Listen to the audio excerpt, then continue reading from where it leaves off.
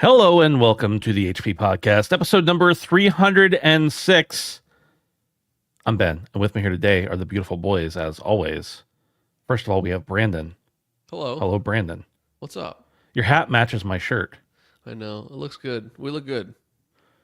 I would, some could disagree with that, but I wouldn't. Anyone with eyes could see that we look good, Ben. In multiple facets, really. Without eyes, I'd give them some wiggle room. You'd give them wiggle room? Yeah, to disagree that we don't look great, because I would take their opinion less seriously if they didn't have eyes. I'm not saying I would respect them less as a person, but I would respect their opinions on my looks less. I don't know, man. Just think about it. It makes sense if you think about it. Think about it. Davey, hello. How you doing? How are you? Not wearing any sacred symbols on me, but yeah, this is appropriate for PlayStation's 35th anniversary. So notice Brandon's PlayStation 2 or PlayStation 1 in the background there, the classic. Yeah, dude. It's a nostalgic week. Mm-hmm. I don't know how you guys are feeling, but we got a little surprise on our PS5 boot screen. I don't know if you guys have seen that yet, but no, I haven't turned on my PS5 in literally weeks. Yeah, I read about it. It sounds cool. I'm gonna pretend like I'm wearing this because of the 30th anniversary. The reality is, I was walking out of the house to go buy caffeine, and this was the first long sleeve thing I had, and it's cold here. So, sorry, you just bought caffeine, like a caffeine pill, or you bought like no, a I went out with and caffeine in it? I went out and bought an energy drink because I wanted it, and I wanted to leave the house, and that was a good excuse. You guys, I can't remember if you do you have a drink of choice, or do you kind of bounce around between different brands and flavors and stuff? Because I'm a Rockstar sugar free kind of guy when I drink that, or the Red Bull sugar free one. I don't know. What about you, Ben? Yeah, so if I have my preference, I will almost always pick NOS, regular standard NOS. For a while, they made a sugar-free. It was actually sugar-free NOS. It wasn't called any fancy other name, and it was pretty dang close, and it was really good. They changed the formula a little bit. They rebranded it. They call it NOS Zero now. Not as good. Not as good. That would be the NOS sugar-free was like, okay, this isn't quite what I love. This isn't my favorite, but it's good enough that I'm okay with being healthy about it. Well, not healthy, but a little healthier. Right. Less sugar. Now it's just not as good. But I mean, I tend to go for NOS, but I'll go for, honestly, there aren't many energy drinks that I won't at least try and drink. I'm not a big fan of like the juice ones. I like the more carbonated, traditional, nasty energy drink flavor that most people are used to. I don't think they're nasty, but I know that's how many people relate to them. Right. Like Prime? Is that what you're talking about when you say? I've never had like, Prime. No, I'm talking about like Monster Java or, right. like the juice flavored ones. Right. Yeah, mine's Monster Rehab. I'm a lemonade tea guy, and a peach tea guy. Those are my two absolute favorites. I would pick those over anything. Although more recently, I have been trying some of these Celsiuses, and they are very tasty. I don't know if you boys have tried them, but they have some really, really good flavors. Is that like the 7-Eleven brand? I don't think so. No. Okay. Yeah, I don't think. It's interesting because like I don't think those taste bad. They're just not what I want an energy drink, And we've gotten into this before, but I don't really drink energy drinks for energy. Like I know some people do. I don't know if it's just my complete abuse of caffeine over the last couple decades, or I don't know what. But caffeine just sometimes I can feel a headache coming on, and caffeine will fix it. I'll drink a couple cups of coffee. But generally, like if I'm drinking an energy drink, it's because I will want the flavor, not the energy. Yeah, mine's only usually. Not that if I want the caffeine, I'm gonna get something that I like, right? But mine's usually exclusively for energy. I don't think I would have any desire to drink a Monster if I didn't need the boost. But something I've discovered about myself in the past literally year of my life at 30 years old is how much caffeine actually affects me. Mm. I've never paid attention. I've just like lived life, and specifically my mood and my anxiety. And it's a very strange correlation that I think if I would have been observant the rest of my life, it would have made my life a lot easier. Mm. It would have made my life a lot easier. So we're learning new things every day, boys. Yeah, I guess so. Did you drop caffeine, or did you cut back, or how did you come to yeah. this realization? Yeah, no, I cut back significantly. So Interesting, because I'm a heavy coffee drinker in the morning, and see, I feel I just all I know right now is my baseline. But you're right, Brandon. Is I don't know what non-caffeinated Dave is like, and I should probably try that out. And to be fair, Dave, I will say I did say what my favorite like energy drink is. I would pick coffee, just plain coffee, not Monster coffee, not Starbucks dog shit triple energy shot out of the can, just normal drip, even Maxwell House. Like I would take that over any of those things any day. Right. I just want to be clear about that. Coffee, the bean juice is the number one in my book. I actually love coffee, just for like loving coffee. So that would be something that I would even drink decaf just to like drink because I like it. I've been drinking lately, like for many years. I went through a phase. Well, first of all, when I worked in an office way back in the day, the coffee we had in like that the office provided, whatever, wasn't very good. So I would load that thing up with cream and sugar, even though I prefer like black coffee. Sure. But and then for a long time I was doing a lot of like getting out the French press or doing pour over and like spending half an hour of my day making coffee, maybe more than that, depending on how many times I had coffee, and like really just wanting to have the best coffee, spending way too much money. Now I've gotten to a time and money. Now I've gotten into a mood where I pretty much I'll drink just straight black coffee, but if I just want some coffee in the morning or early afternoon or anytime, honestly, I've got a Keurig and I go put a Walmart brand breakfast blend in it and fill it up with some heavy cream. Not a lot of cream, specifically heavy cream. And I'll tell you what, man, it just hits the spot for me. Yeah. I still like to be snobby sometimes, don't get me wrong. Sure. But it's so much, my life is so much better that I don't spend all this time and money on coffee. You mentioned the pour over, and the first time I had pour over was at Dustin's house, funny enough, many years ago. And it took like a really long time to make. And I drank the coffee, and it was good coffee, but also as I was drinking it, I felt kind of bad because it just tasted like regular coffee. And it took like 15 minutes to make because, you got to do all the different steps and stuff like that. But yeah, I think I'm with you. There's something about just the regular drip or, just something simple. It's the spot. Yeah. Yeah. I really, I will enjoy a nice hoity-toity, crazy expensive coffee here and there, but for the most part I'm just like, you know what, do they have 120 pack of Walmart brand breakfast blend coffee Keurig pods off brand at Walmart for $16? Buy me that. Like that's what I'm gonna do as my like daily driver when I'm drinking 3-4 cups of coffee, whatever. Right there you have it. Speaking of coffee giving you anxiety, that's something I've never experienced from caffeine. Yeah, I would like to. I'd like to feel anything.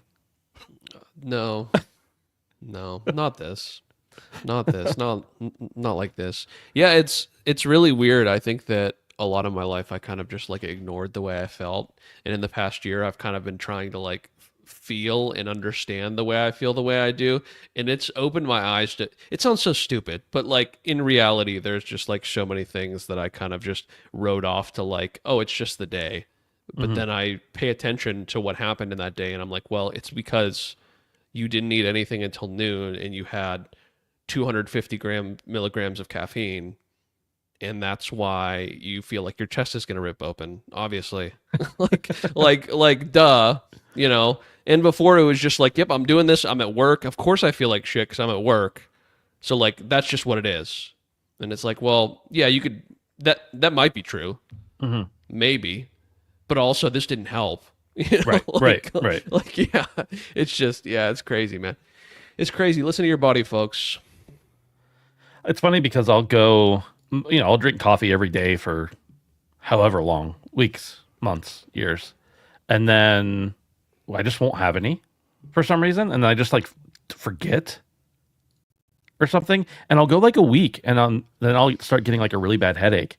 And my wife will be like, how much coffee did you have today?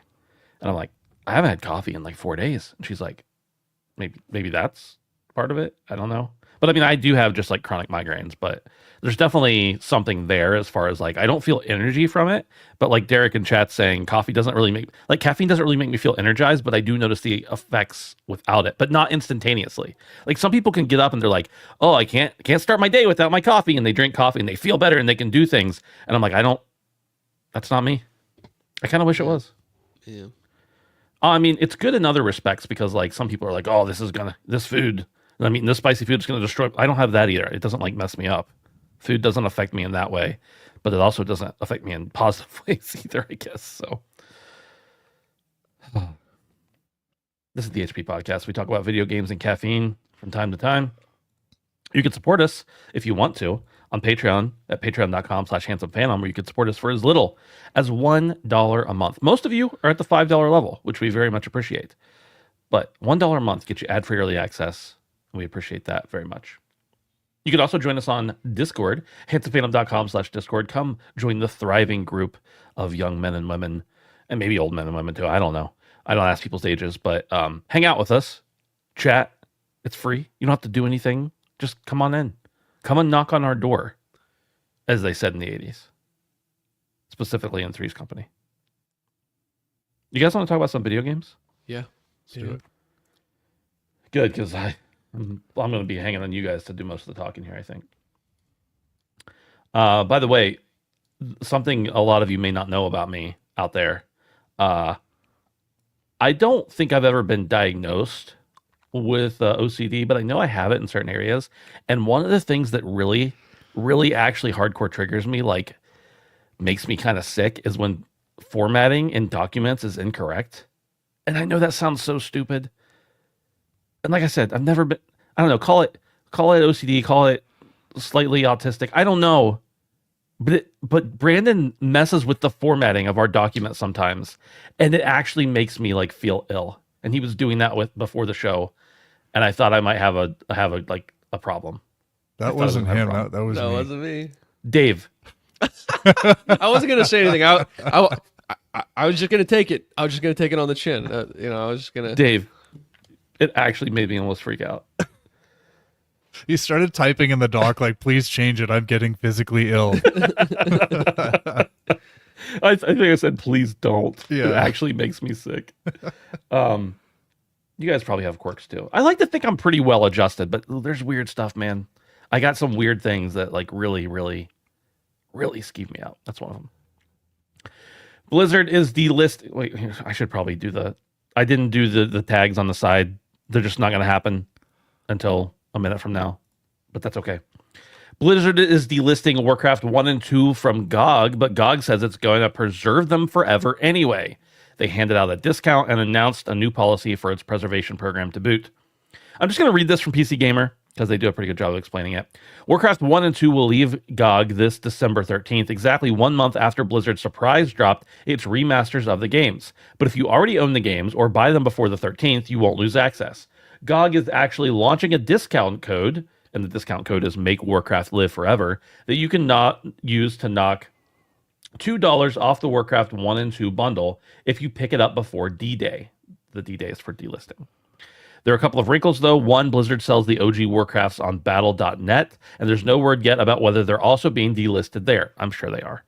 I've reached out to ask about that, says this reporter, and I'll update if I hear back. Even if Blizzard does keep selling them, though, there are some differences between the Battle.net versions and GOG's. For instance, the GOG version of Warcraft 1 uses an internal config tool to make multiplayer connection a little easier, while GOG's Warcraft 2 comes with new DX wrapper that tries to capture the game's original presentation on modern resolutions. The second bigger wrinkle is that Warcraft 1 and 2 were only just inducted into the GOG preservation program, the store's scheme to use its own developers to keep a select list of golden oldies running on modern hardware for generations to come. Well, props to GOG, it's promising to keep maintaining Warcraft in perpetuity for everyone who picked it up before the delisting. Quote, once the game obtains a badge, we pledge to maintain its compatibility even if it gets delisted from the store. This means that owners of those titles can still expect a seamless experience and tech support for those titles, up to and including dealing with changes to Windows that muck with old games' playability. So, to be clear, I'll just go ahead and finish this. That's not just an announcement about Warcraft 1 and 2, but a commitment to a whole policy on delisted games. Whether you can buy them or not, once a game's on GOG's preservation list, it stays on the preservation list. It's quite a commitment to make products that aren't going to directly make you any money, although the boon to GOG's reputation probably has its own indirect rewards, and it's good to see. Boys, this is it's an indictment of one company and a celebration of another at the exact same time. Brandon, Yeah. go off on Blizzard here. Yeah, Warcraft 1 and 2, obviously legendary games, kind of spawned a wave of game-changing, no pun intended, experiences throughout gaming in general over many, many years. And to see that Blizzard is kind of trying to get a one-up on the old stuff and kind of almost charge you for old things more than need be. If you want the new thing, I have no problem with that, but you should also make it available, the old. So the fact that GOG is kind of willing to do more preservation than Blizzard is kind of telling. The fact that GOG is able and willing to do more preservation than almost any company is telling. And yeah, good guy GOG. Once again, we talked about this a while back when we were talking about that games preservation board and how it gets to be a sticky situation with companies and IP and them wanting to resell you stuff. But this is finally a good thing for games preservation that we're talking about, because there's so many times that we talk the opposite, the complete opposite. So this is good, and once again, I said shout out to GOG then when we talked about it, and shout out to GOG now. Buy your games on GOG and you'll have them. That's it. Just do it. Support GOG, because this is another representation of why the company stands for what it stands for. That when you buy your games, you actually own them. So, Davey, how you feeling? Yeah, I think the little headline you got there, Ben, is hits the nail right on the head. I do want to say that delisting an original game after you release a remaster just kind of shows a lack of confidence in said remaster. Now, I know we're talking about a remaster that is a couple of decades separated from the original, but now that we're seeing more and more remasters, quote unquote, come out so close to the original, things like Horizon and Last of Us and stuff like that, and there was the Grand Theft Auto collection a few years ago. Yeah, I think when they remove a player's option to acquire the original or have to jump through hoops, it's kind of a shitty thing to do. And this overall is a pretty sleazy move by Blizzard, as Brandon mentioned. But I really love GOG's response. It's very Chad-like, but the adding their own additional discount was just the cherry on top. That was perfect. But it just kind of backs up what they're all about, which is preservation. And as you mentioned, Ben, like, they don't need to do this. And, you know, after you buy the game, which in this case is going to be a very cheap game, they're not going to make any money off of that. So the fact that they're committing to this preservation is great for the industry, and it's great for gamers. I fear for the ambitiousness of what GOG is trying to do. So, you know, if you buy something from GOG and 10 years down the line, it does in fact disappear and they aren't able to support it, you know, don't be surprised. But I think their heart is in the right place, because, yeah, we need more of this. So good for GOG. GOG is God. The other thing I want to say is I grew up on Warcraft 2. I played quite a bit with my friends on PC growing up. I had no plans to revisit this game, but after this story, I think I might just buy 1 and 2, just to kind of stick it to Blizzard and support GOG a little bit. And I think everybody else should too, because it's cheap. Buy it at full price. Don't even use a discount code. I like that. I'm not going to do that, but I like it. I like the spirit behind it. Yeah, Warcraft 2 specifically. I mean, I played Warcraft 1, but Warcraft 2 was like a seminal game when I was growing up for me. So I loved when you kept clicking on the peons, Mhm. and then they'd yell, "Stop poking me!" Yeah, yeah, Stupid little things like that. Yeah, right. Or when they finish building something, job's done. yeah. Yeah, this is irritating. Not only, I think you really hit something on the head there, Dave, when you said it doesn't inspire a lot of confidence in the old version. And I think that that's probably true. I think there's also the fact that they're just like, well, we could make more money if we only sell the new ones. And so there is the money factor. But after they came out with Reforged, with Warcraft 3 Reforged, and it was a complete and total abysmal failure, I hope they learned that like a lesson, and I hope I haven't seen anything about these other ones. Hopefully they did a decent job on them and didn't just crap them out, because I love Blizzard's games, especially their old games, and I really want to see them preserved in a good way. But the fact that they're removing the ability, I mean, old PC games will never go. There's piracy. I'm not encouraging piracy. I'm just saying there will always be a way to play them, even if not a legal way.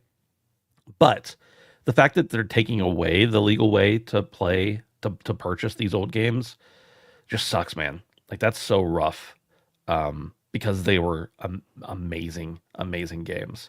And I understand you're going to make them better and improve them, but not everybody wants that. Like, whenever they did Diablo 2, the remaster of Diablo 2, I can't remember the exact name of it, but they put in the ability to switch back and forth between the graphics so that you could experience the old stuff as well. Now you could say maybe they just put that in there so you could remember, so you could see how good the new one is.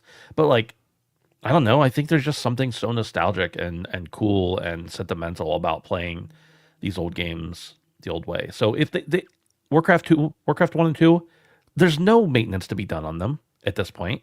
Just why don't just leave them alone and put out the remastered versions? Plenty of people want to play a remastered version, and let it go. As for GOG, man, committing to maintain a game while it's still on your store, while it's still available for sale, committing to maintain it in the future through Windows updates and all the messy stuff that happens with everything, that alone is pretty impressive. Committing to maintain it after it's no longer going to make you any money directly is insane. That's just insane. That's phenomenal. I wish that I used GOG more. I mean, I do buy stuff on there from time to time, and obviously, hey, if you have Amazon Prime, pretty much every month, you can claim free games and that redeem on GOG. So I actually have a pretty decent library of pretty good games on GOG. But, it's like an extra step to go download their launcher and play them from there instead. So I understand why people don't, but it's worth it. Like, their games are worth it. So there's a lot of people who won't put their games on GOG because they just give you the license and they're DRM free, everything. So they're, I think in most of the pirating circles, GOG games are the most heavily, that version of the game is the most heavily pirated version.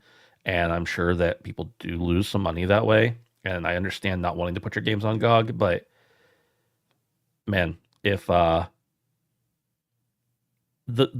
fan base is dedicated, is what I'll say. The people who use GOG, the people who love GOG, really, really, really love GOG, and that's cool. People really love Steam too. Don't get me wrong, but Steam, they don't do that. Max Payne 1, pretty much unplayable on PC through Steam. Last time I tried, about 6 months ago. Good guy GOG, bad guy Blizzard. Here's one that's pretty interesting and appealing to our interest, I believe. According to mpfirst.com and a lot of other places, Nintendo is going to close the Switch eShop and online services in China in 2026. Nintendo has announced that it will close the Nintendo Switch eShop in China and other related online services in 2026. This decision affects the Chinese version of the store, which offers a limited selection of games and requires connection to local servers. However, users who imported their consoles will still have access to the international shop. Starting on March 31st, 2026, the Chinese eShop will no longer offer games or apps for sale, meaning new purchases will not be possible after that date. Then on May 15th, 2026, users will no longer be able to download previously purchased games, DLC, or redeem codes. That's the really interesting part. The Chinese version of the Nintendo Switch is distributed through a partnership between Nintendo and Tencent.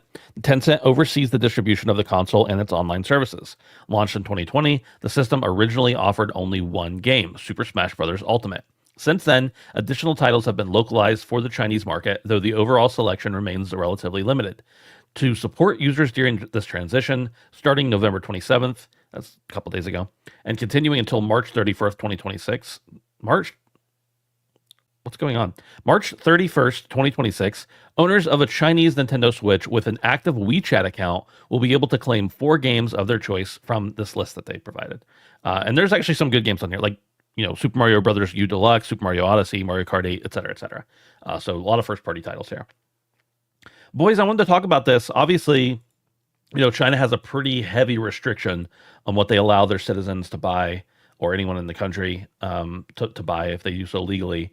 But for Nintendo just to up and say, hey, guess what? Not only are we not going to we're just going to remove the store from China, but you're not even going to be able to download stuff you've already bought. That's pretty much I don't know. Do you guys read this as well, okay, we're not dealing with your regulations anymore, screw you? Or is this more of just a practical, we were already limited what we could do, it's not making us any money, why bother with keeping the store up? Dave, what do you think? Well, the numbers that I found were Nintendo sold over 4 million Nintendo Switches in China, and I think that was an outdated number, so it's probably far surpassed that. So this is not an insignificant amount of users. We're not talking about the Nintendo Switch user base in Madagascar or something. This is still a significant market for Nintendo, and I had no idea that this distribution deal with Tencent even existed. So the only thing I can think of is that there was some sort of term on this agreement between Nintendo and Tencent that has maybe come to an end in 2026, and this is part of maybe Nintendo needs to revisit its distribution strategy in that particular country, where I'm sure it's not as simple as it is in, say, Madagascar to digitally distribute Nintendo titles. So it's really odd, but the only logic I can apply to this is something to do with Tencent and Nintendo. But even the way that you describe it, Ben, and it's described in the story, is it sounded like it was a very limited version of the eShop compared to what we have here in North America. So I don't know that people are losing that much, but in any case, considering how rarely Nintendo's first-party titles even get anything closely resembling a discount, this list of games that they're offering Chinese gamers for free, 4 of them for free, is pretty significant because they're all first-party titles. There's Pokemon stuff on there. There's some really good Mario stuff. So that's pretty good. You just have to hand over your WeChat information to Tencent to get them. So it's really a weird situation. On WeChat? I guess so. I think they do. Yeah, I just assume Tencent owns everything in China. Right. So yeah, it's definitely a weird situation. The only thing I can think about it is it's an agreement with Tencent that it's expiring. It probably also means, Derek O, who's in the chat, is that the Switch 2 launch is imminent. Probably the next week, we're thinking, right? This has got to be the biggest smoke signal we've gotten so far. So yeah. But I kind of want to go to China, buy a Switch just to get those 4 free games, personally. Yeah.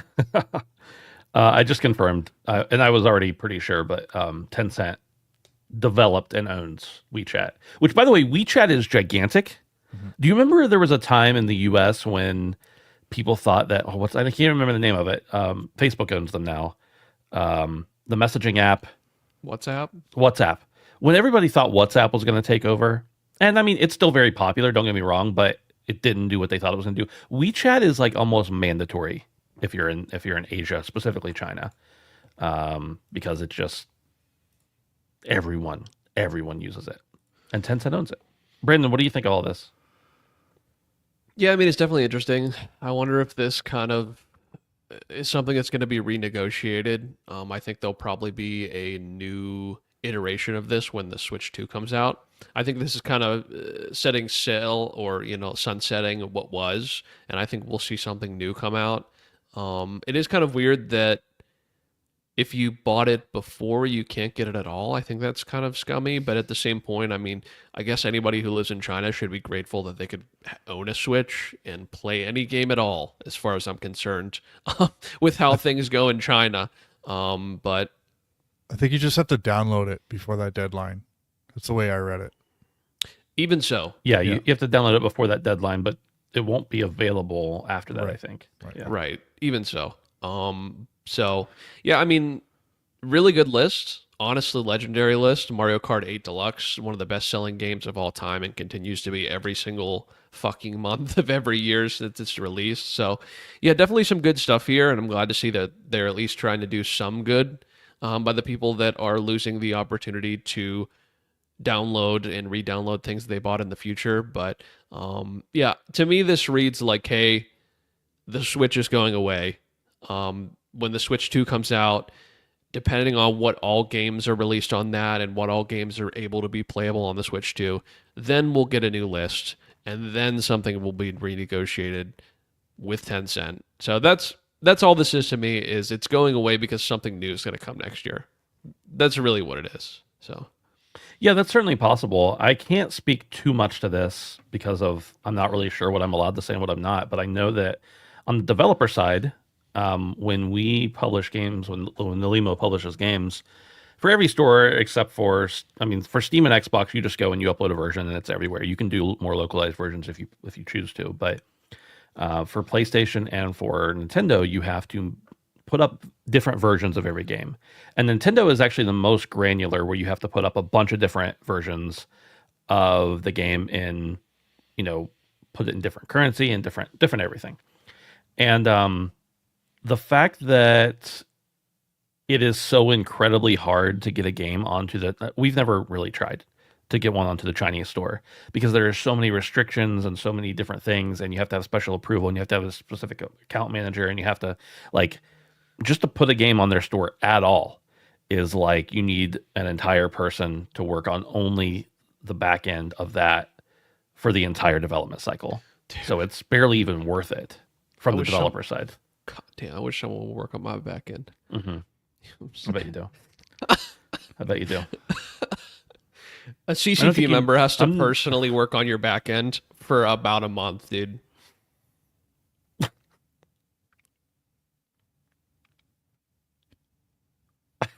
I can't even get in it. I can't even get into it. He can't. He's obligated by the CCP. He has ties. He can't say much. He can't say much. There's moles on my walls, man. I can't say anything. But yeah, it's a Herculean task just to get a game published in China. And human rights stuff aside, obviously that's a reason not to publish there. But just the amount of work it takes on top of that is another big reason not to. So anyway. It'll be interesting. I personally don't think this is a tear down and rebuild for the next thing, because I think it would have happened sooner than this, and we would have heard about it earlier, and they would have mentioned when they were closing the shop that there'd be a new shop opening or something, I think, because that's what Nintendo does. They tease things, but I don't know. You could be right. Alex says WhatsApp is mandatory outside the U.S. Yeah, I mean, everybody I know who's not in the U.S. that's not Dave has asked me if I have a WhatsApp. Dave's never asked me because he has my phone number and Discord and Slack and everything else. But woof. That's beside the point. And woof, we need a woof, man. We need a woof. I can't imagine it's anything worse than that, actually. A couple of interesting stories here. We've got a couple sales updates. VG Chart sales comparison of the series of articles are updated monthly, and each one of those focuses on a different sales comparison using their estimated video game hardware figures. This monthly, The DS launched in November 2004 in the US, while the Nintendo Switch launched in the US in March 2017. Therefore, the holiday periods for the two consoles do not line up, which is why there are big increases and decreases. But they show some charts here, which show that the Nintendo Switch and the DS are very narrowly connected in as far as sales. And obviously they're two very different systems, and that one is actually a complete handheld and the other is a hybrid system. But the fact that they're running so close at this point is pretty incredible. And I'm trying to find the exact verbiage here, that the reason that I actually pulled this article to talk about.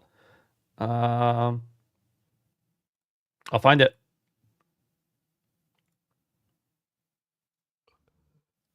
The Switch is an estimated 5.7 million units behind the DS.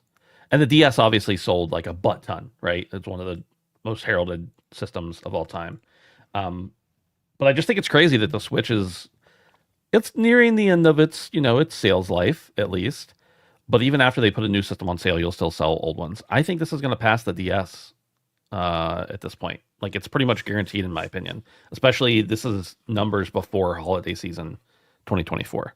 So, I don't know. What do you guys think about the Switch's crazy success continuing to sell over and over and over, more and more and more?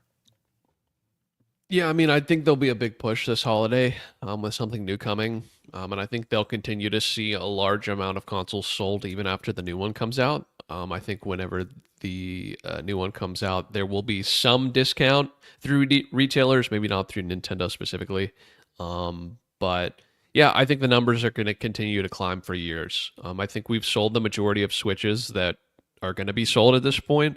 But it's going to have a long tail.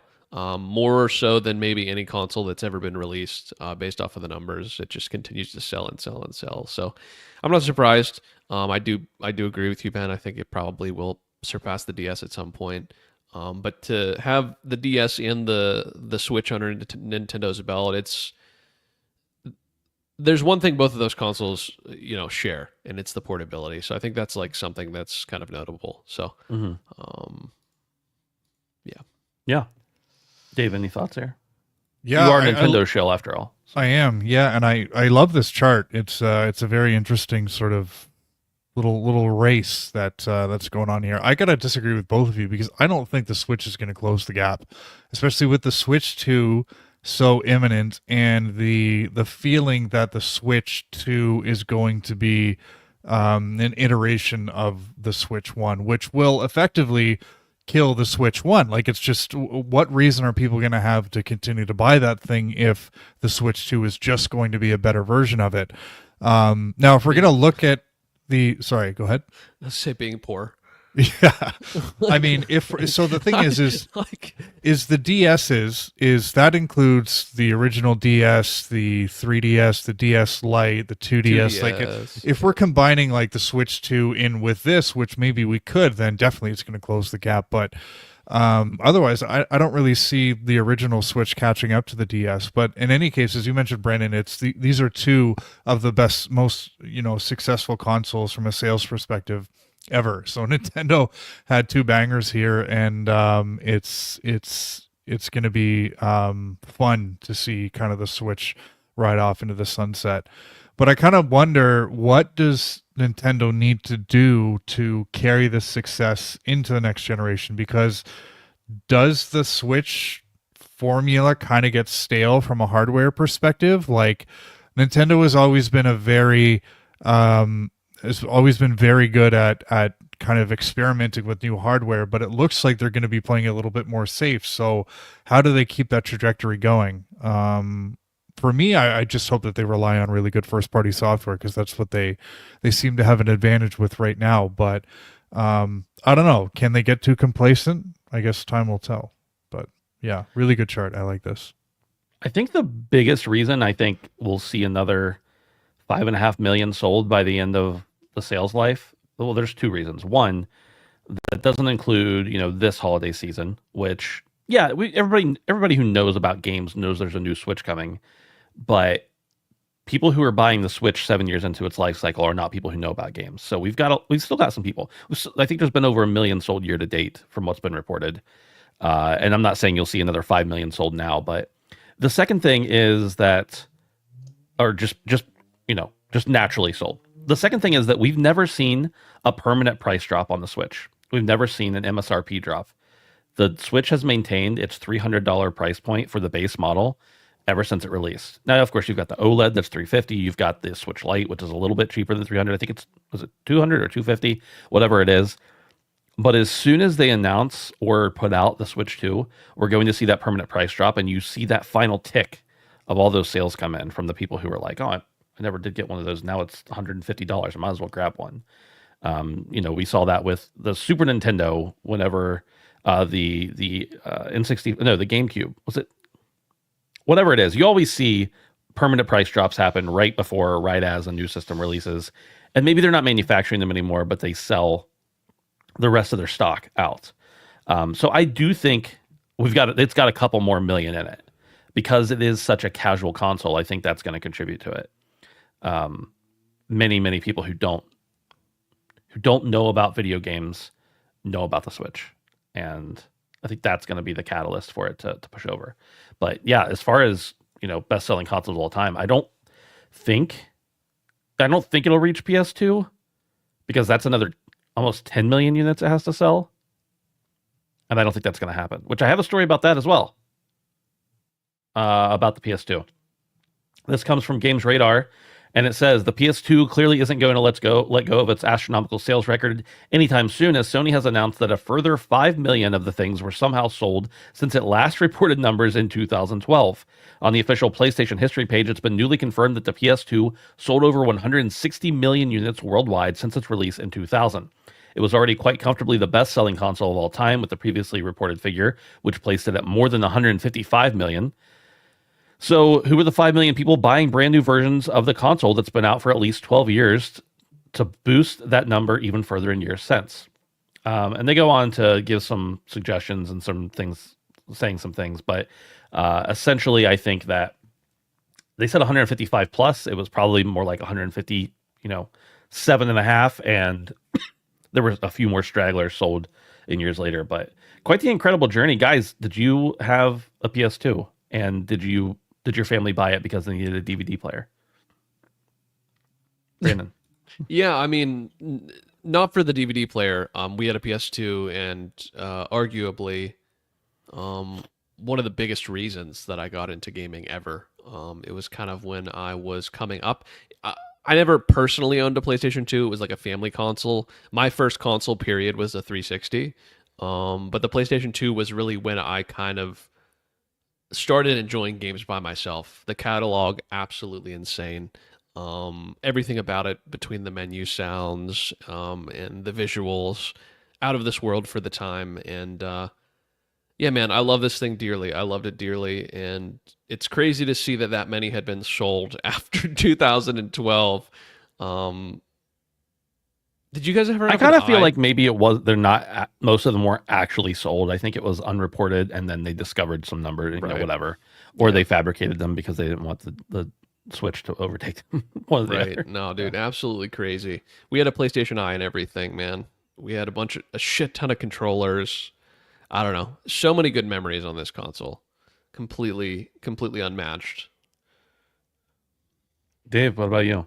Any memories? Yeah, it's I almost bought a PS2 a couple weeks ago, and I probably still will buy this PS2 because, as you guys know, I've been kind of rebuilding my retro game collection, and PS2 is the next one that I want to pick up, and it's like they're selling for $60-$70 Canadian, so why not? And the games are still super cheap. But yeah, I to kind of build on what Brandon was saying, I think the PS2 put a lot of the kinds of gamer or the age of gamers that we speak to on a weekly basis. The PS2 is what put them into gaming adulthood, and that was the case for me. And I fell in love with Metal Gear Solid 2, 2001 on the PlayStation 2. It's one of the first games I got. And I loved the story and the characters, and the gameplay was fine, but I was like, I'm playing a fucking movie. Like, this is so cool. And that was just such a cool gaming experience for me. And then I went on to just dominate. I was a SOCOM 2 sweat, fellas, to a point where I didn't have a microphone, but like I would win matches and people were like sending me messages and being like, "Hey Dave, do you have a mic? Because you're really good," and shit like that. So that was really cool. And I would run the wire down. So my PS2 was in the basement, and the router was on the top floor, and didn't know what a wireless network was back then. So I actually had to run a big ass Ethernet wire all the way down to my basement. And then the Burnout games started to come out, and I was really big on Burnout 3 Takedown and memorizing the map in Grand Theft Auto Vice City. And in today's open world sort of scale, the map in Vice City is tiny. But I did get to a point in that game where I didn't need to look at my mini map. I just knew where I was in the world. And I've told that story a couple times on this show. But yeah, PS2. I still think the PS3, Xbox 360 era was my golden age, but the PS2 is kind of where it kicked off for me. Yeah. So yeah, really, really, really fond memories, and it's, as I said at the top of the show, it's been fun kind of reliving some of those this week. Did either of you have a PlayStation 1? Like not the PSONE, but the actual like PlayStation 1? You had one? Yeah, I still have it. It's funny because I definitely played games before that, but that's where I really remember coming into gaming and actually starting to care about it more. I had Nintendo and Sega consoles before that, and I had an Xbox when it came out, but Xbox was after the PS1, I guess. But either way, the PS1 is where it really like, oh, I'm not a child anymore, but I'm playing games anyway. Last story. No Man's Sky has finally achieved very positive Steam status after 8 years. This comes from Destructoid and said it's been 8 long years since the open world space exploration sim launched to a critical panning, but No Man's Sky has finally achieved a very positive rating on Steam. On launch, the Hello Games title was slammed for being buggy and boring. The Guildford, England-based game maker had promised procedurally generated brilliance, but fell somewhat short, at least in the eyes of early players. However, the title has received more than 35 named updates and 5 content patches in the 8 years since its launch, and the hard work has clearly paid off. I'm not going to read this whole entire article, but I did read it earlier, and Destructoid wrote up a pretty good, here's the story of No Man's Sky from launch to now, which is pretty cool to read if you're at all a fan of the game or just of success stories. Dave, we've all three talked about No Man's Sky in the past, but this is pretty cool for a game to spend this much time, a development studio to spend this much time to fix a game. I'm a little worried about their next one, though. I'm going to tell you, I have more faith in them that they're going to do it right, or at least eventually going to do it right, but I'm still a little scared because they've been promising a lot. Yeah, and that's the golden question: is what have they learned going into Light No Fire? Because that's the big test. But yeah, this is a great story. I love hearing about No Man's Sky because the thing about No Man's Sky is this was a game with fundamental problems, structural issues, things that are not easy to fix. There was a game called Stalker 2 that came out just last week, and I think about it, and I think about games like Cyberpunk, where there's very clearly a really, really good game under the surface of shit that just needs to be, all the bugs and the glitches and all that kind of the fine-tuning stuff that clearly the developers didn't have time to do, and just give them a few patches and there's a really good game there. Something like Stalker 2, very visceral, very gritty, that kind of stuff. We can see that. But with No Man's Sky, a boring game, a game with not very good content, that to me, that's a deep-seated structural issue, and it's not something that is easy to fix, nor is it something that is very often fixed. Anthem is a good example of that, where there were just so much issues with the game that need to be redeveloped that a company like EA would just walk away from, and Hello Games could have done the same, and they didn't. They chose to stick around and ultimately rewarded gamers for their patience. So I think they've done a great job with No Man's Sky. I hope they've made a lot of money. I suspect they have made a decent amount of money because they're putting out another game. And I think, this is going to be controversial, but I think they have earned launch day one hype for Light No Fire. And that's, most people would be like, I'm going to wait for the game to come out and then see what they've learned before I get on that game. But I think they've earned the right for a second chance because they've really stuck with this game, and we're all the better for it. So I'm really excited to see what they have coming next. And hopefully we see more about that. Maybe at the Game Awards in a couple weeks. Maybe just more next year. But yeah, good for them. Good for them. Brandon, I know you stuck with No Man's Sky when many people abandoned it at the very beginning, and I know you've hopped back in here and there. Yeah. How do you feel about them finally being affirmed and having very positive status? No, I think it is well deserved. I think that this is something that I would venture to guess has never happened since video games have come out. A company has put out a game and so drastically being the qualifier, changed and turned around such a broken and boring game into such a wealth of content, into such a rich and rewarding and entertaining game. So I think it is well worth the time they put into it. 8 years is it's not lost clearly on the gamer. Overwhelmingly positive is merited here. And Wait. Very positive. very positive is merited. Okay, They're not quite overwhelmingly yet, okay? give that another 8 years. Yeah. But yeah, no, this is good news, especially coming from someone who did buy day one. I remember going to GameStop and picking it up for my PlayStation. And yeah, it's come a long way. More so than I've even been along for the ride. You know, I've dipped my toes back in here and there. And I will say, even though I'm glad to see the rise that this game has had from the depths that it was in, for me, and I think a lot of people like me, it did kind of never stick around as long as it should have. Even after the changes they made, I think that I will never have the same sort of wonderment for the game having been there from the beginning. And I'm not trying to detract from the 8 years of wonderful things they've done, but I think that regardless of what they've done,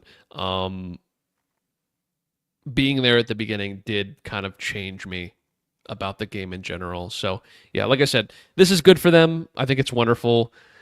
Shout out to Hello Games. But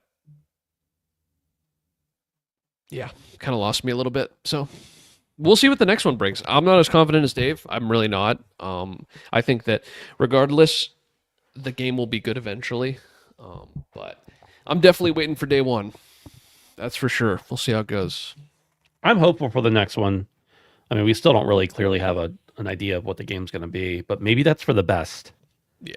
After their past experience, that they don't really go into a lot of detail. Well, dude, and here's the thing. So even think about what the next game is, right? So they kind of have honed the large open procedural shit, right? So if they can take all of the wonderment of all of the planets and everything they learned and like shrink it down to one planet and make it interesting and dense and cool, I don't know. It feels scaled down in a lot of ways, but they could take all of the stuff they learned from many things. I don't know. I'm not trying to talk it up, but it's definitely interesting to me, and I will be watching it very closely. I could be persuaded just based off of the talent that they've shown they had. So, I very often think about hopping back into No Man's Sky, but I can't do it again because I got sucked in for so long the last time I did. And I still think it's kind of boring. I mean, I will do it eventually. I will do it, but I still not quite yet. Still think it's kind of boring. It's got enough of the survival crafting stuff that really keeps me going. For sure. That's like all there is, though. Yeah, I'm okay with that though. It's time to talk about what we've been playing. And Brandon, yeah, let's go with you first. Yeah. So, I'm in a bad place mentally. When I've started a new save file of Skyrim. After many years, you could tell I'm in a dark place because I started up a new save file and I've played for about 12 hours. So, I decided I need pure comfort. I need to turn off the brain. I need to go back to a more peaceful time in my life. So I started a sneak archer wood elf character, as is my comfort, as is, the best. As is tradition. As is the way. And so, yeah, I've played for about 12 hours. It's really, really awesome on PC. I'm enjoying it quite a bit. I have everything cranked to the max. I thought about trying to fuck with mods, but I don't know. I didn't really feel like it, and I wanted to get the achievements. So I am almost completely done with... so I finished Whiterun, and I'm almost completely done with the Thieves Guild. So I went straight from Whiterun to the Thieves Guild, and I just joined the Nightingales, which is towards the end of the Thieves Guild, and yeah, I'm enjoying it quite a bit. It's a lot of fun, as usual. And having not played the game for a long time, I'm kind of looking at it through a new lens, and re-understanding after so many years why this game has been ported to so many things and why it is so beloved and how it does hold up so much even after all this time. It's just interesting and it's fun, and the characters say things that like are cool, and exploring is awesome. So yeah, it holds up time and time again. Skyrim on everything. I don't care. Fuck it. I'll buy it again, I guess. So, yeah, it's cool and kind of out of nowhere. I just kind of on a whim did it, and then 12 hours went by, and here we are. So It's crazy. You probably could have finished Red Dead 2 in 12 hours. probably, but do you remember the whole part where I was like, I'm in a bad spot? Mm-hmm. Literally, the worst part about it is my brother was like, you should just play it. Why'd you start back up Skyrim? Because, you know, he's like, you could have had it done by now. He said the same thing you said.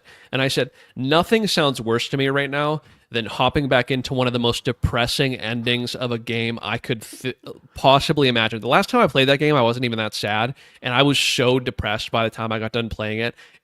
It made me feel very sad, just baseline. So coming into it sad, I'm not saying I'm not going to do it, but like right at this very fucking moment in the past little bit is not what I need right now. So yeah, because there's nothing to cheer up your spirits more than dragon shouting, honestly. Right, seriously. Yeah, seriously, and pickpocketing people. So, yeah, but it's been great. It's been great. So, that, and unfortunately, I've been playing Overwatch 2. Again, so for a while, Destiny was like the abusive ex where I like kept coming back. And thankfully I've like wrote it off. I can confidently say I don't think I'm ever going back to Destiny, and I can't wait for the day when I could say I'm never playing Overwatch ever again. But today's not that day. Yesterday wasn't that day, and tomorrow's probably not going to be that day. So I did play Overwatch 2 this past week, and I regretfully had a decent amount of fun. Mostly with the boys. I did play a little bit by myself. Probably a testament to my mental state, the fact that I am playing this game again. It's like going back to a hard drug that's bad for you. But yeah, it's cool. I'm playing ranked. I'm ass at the game. My glory days are behind me, and everything is not as fun as it used to be. That's it. That's all I've been playing. My list is rather uninspired and uninteresting right now. Continued to play Black Ops 6. I've continued to hop in to Hunt for several sessions a week, and I've been playing Overwatch 2. It's really fun that I've played this game for like 2 hours every night the last 2 weeks with the same group of people. Pretty much, Brandon's come and gone during that, and sometimes the times doesn't line up because he's like a big boy and he like has a job and has to go to bed and stuff. But Overwatch 2 has been a lot of fun, and finished the Battle Pass last night, which I didn't even try to. It just it just happens. That's what Battle Passes do. And so after I finished it, I had enough credits. I think I needed to spend $3 to buy the rest of the credits to get the Battle Pass, and I went ahead and did that, just because I had finished it. So I might as well have, right? And then the other thing I've played a little bit this week and last week, I've been playing like a couple hours at a time of Mass Effect, because that's one of my resolutions, and I genuinely want to finish it and want to get through it, because I feel like such a fraud saying I'm a gamer and have never played that game. But I just continued to be uninspired by it. And that has been the consistent thing for me all year. This is the 12th month of the year. I'm going to finish it this month. I don't have that much left, maybe 8 or 10 hours probably, based on how long to beat, information. But I just, I don't know, man. I think I can tell it's a great game. It just does not do it for me. I don't get it. I'm like, what am I missing here? And it's a fantastic RPG, and I'm finding very good qualities about it, but I'm never finding myself wanting to play it. And I don't know what it is about this game. And I think this is what happened the last 3 times I tried to play it. I just played the first, 5-6 hours, and I was like, okay, I get it. So I know there's something there, but whatever it is isn't grabbing me, and makes me feel like a sham, like a fraud. But that's okay. I'll be a fraud. I'll let you know how it goes. I have to finish it because there is no way on earth I'm playing Life is Strange and making a video essay about it as my punishment. That is not happening. If I have to finish this on New Year's Eve, it will get done. But I am not. That's the only resolution I have left, and I'm not failing it. There's a lot of stuff going on in chat here. I have to chime into what Derek just said because I think this series as a whole has not aged well, but I really think the first has not aged particularly well. And I'll counter that by saying one of my fondest gaming memories was replaying the entire trilogy when the collection first came out. I think I played it on Xbox One.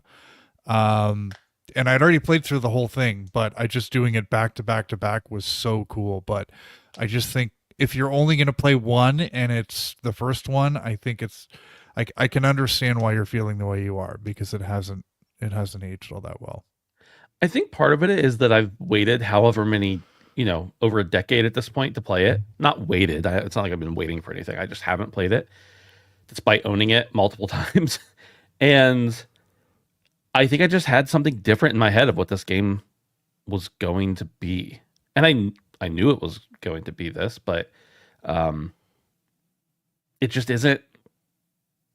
There's a disconnect in my head between the way people all talk about this game and the way it's appealing to me specifically. And like I said, I'm positive it's a good game. There's very clearly, you can see things in this game that I know didn't exist before it came out, that has been inspired many other games after it, for sure. Yeah. There's a lot of cool stuff happening, and the choice and consequence and everything is very clearly there. But I think it is a fact that I didn't play it when it came out, and it's just not aged as well as it could have. I've played so many games like this in the past that it just doesn't have the same impact to me that it has for many others. But yeah. When you finish one, you should at least play the first half hour of two and see how that tickles you. I mean, I would like to finish it eventually, but it is such a slog to play through one that it's like, I don't know. You have to get to the part, Ben, when you see Miranda and then decide if you want to keep playing. Yeah. Yeah. Yep. Understood. Someone said a lot of people talk about it with nostalgia tinting their view. There's a difference between playing it today and what's available and 10 years ago. I think that's part of it for sure. And when I go back and play, I don't know what's a game, Duke Nukem 3D. I know that today that's probably not a great game if it released today. Like I get it. But like for me, it's all of the things, all of the nostalgia, all of the memories of replaying it over the years, speed running it, building it levels for it, everything. But I know if you picked it up for the first time today and never have any experience with it, you'd be like, okay. I don't understand why it was such a monumental game in the industry for so many people. So I understand that that's part of it for sure. Let's see, a couple other things in chat. I think that's pretty much everything. Somebody said something about Marvel Rivals, which this seems like a good time to announce to everyone if I haven't already. I'm planning on going pro, even though there's not even a pro league or anything in Marvel Rivals. Not yet. That's my new career path, by the way. So I look forward to you all supporting me in that. Dave, what have you been playing? I have been playing Lord of the Rings Return to Moria. This is a game that came out about a year ago, and I was initially intrigued by this game because I'm partial to a little dwarf gameplay, as you guys all know. And I also thought that the story of this game and the setting was really, really, really cool. So in Return to Moria, the game takes place after the events of Return of the King, and you play as the dwarves or a dwarf, and you're going back into the mines of Moria to try and rekindle what Moria was at one point in the timeline of Lord of the Rings. So yeah, this is a survival crafting game, and I didn't play it when it came out last year because it seemed like it wasn't in a great state, but it was on sale, so I finally picked it up. And yeah, I'm about 5 hours in. I'm really enjoying my time with it so far, but I do recognize that there are some flaws. So first off, the positive. most of my experience in this genre has come with Subnautica and Valheim. So I'll kind of compare it to those two a little bit. I found that in those two games and a lot of other games in this genre, it's very open world where you're dropped into a map and you kind of just do whatever you want. You can go this direction, you go north, south, east, west, whatever. And any direction you go, you're probably going to find something to do, something to kill or something to mine or something to help you progress along the way. With Moria, just because of the design of the Mines of Moria, it's a lot more of a semi-linear sort of thing where rather than you being going off in any direction, you're kind of ferried off into a certain area and you start in one spot and then you move to the next sort of, I'll call it a biome, and then you move to the next. And it's I think it's unique for the genre, and I actually kind of like it because it feels a little bit more focused and it just fits the setting so well, which is Moria. And I think Moria is a really interesting thing in Lord of the Rings lore. So I like that. There's a surprising amount of enemy variety in the first part of the game. So you come across lots of different kinds of wildlife and different kinds of orcs and things like that. So I'm surprised at how many different enemies I'm coming across as I'm in the early parts of the game. So that's kind of cool. The learning curve is I like the tutorial ends pretty quick and you're kind of just left figuring things out, and you're going to find yourself needing a new backpack or a better pickaxe or better weapons and that kind of stuff. And there's very little to tell you what to do except for kind of looking through the different things you can craft and just trying it out, seeing what happens when you craft that, because it's usually going to give you a whole bunch of new recipes. There's also recipes that are blueprints that are tied to certain things in the world that you just get through exploration. So that could be unlocking a chest in an enemy camp, or there are these statues around the world there's like dwarven statues, and you have to rebuild them, and you need a certain kind of hammer to do that, and you need certain kind of materials. But when you do that, you get new recipes, and I liked that. I liked having to go out and kind of work a little bit in different ways to find those recipes rather than just opening a chest or just kind of coming across them. So I like the learning curve. I like that you need to kind of go out and figure things out on your own, or go to a forum or something like that. So that's really cool. This game was also built with co-op in mind. I've been playing completely solo, but I do recognize that this game would be a lot, I don't want to say more fun, but I could see myself having a really, really good time playing co-op in this game. So I'm looking forward to potentially trying this with friends. As far as what I don't like about it, it's kind of janky. It's a game that didn't really launch in a really good state, and I don't think it's 100% like the best it could be yet, but it's still very, very playable. Like none of the jank really kind of gets in the way of my enjoyment. So every survival crafting game I've played has had this issue where the combat feels very light and loose and just kind of like you're flailing at air. But I think if you're buying a game like this for combat, you're probably not playing the right kind of game, because this is really just about survival and crafting. So the one thing that really does bother me about the game is the character design, and all of the characters in the game are very cartoony and like kind of low, I don't want to say low fidelity, but very low budget. And it kind of leads into a bigger kind of gripe I've had with the Lord of the Rings treatment in video games as a whole. I look at this game and I look at like obviously Gollum and maybe some other examples, and I'm just really surprised that it feels like Lord of the Rings has been given the indie-esque treatment for so many years.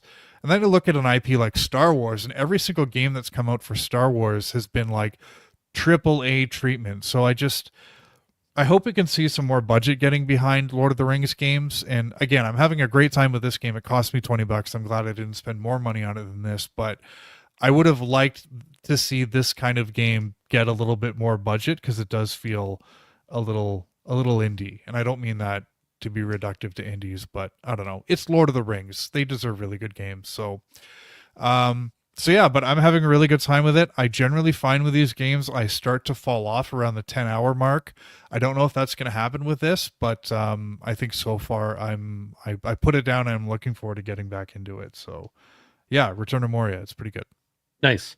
Yeah, it's funny, Dave. You messaged me about this game the other day, and it's definitely something that's been on my wish list for a long time. I didn't pick it up when it came out because was it $40 or $50? I don't remember, but I knew it had some issues. And then I've known some people who have played it over the time, and I've kept an eye on it.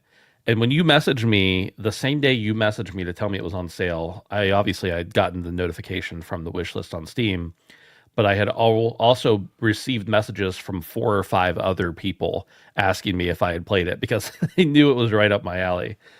So for 15, $16, I went ahead and picked it up.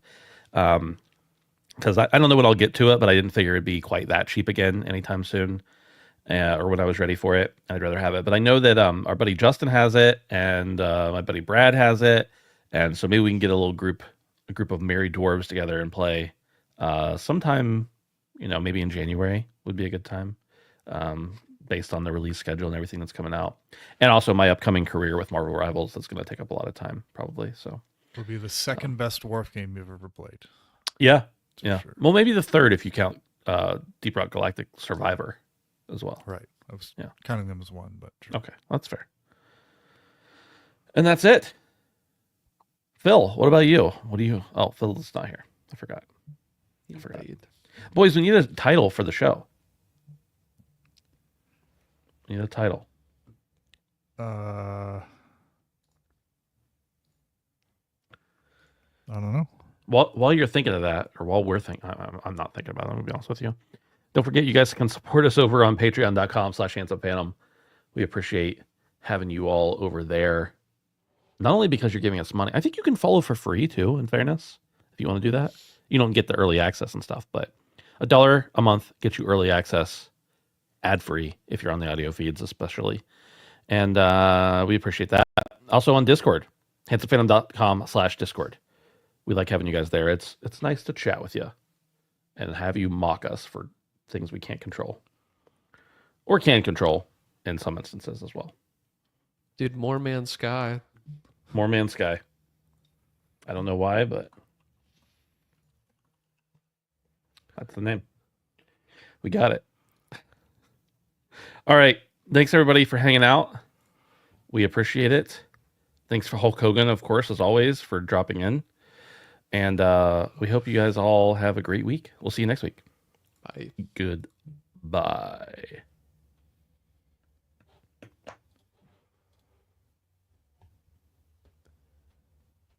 The stream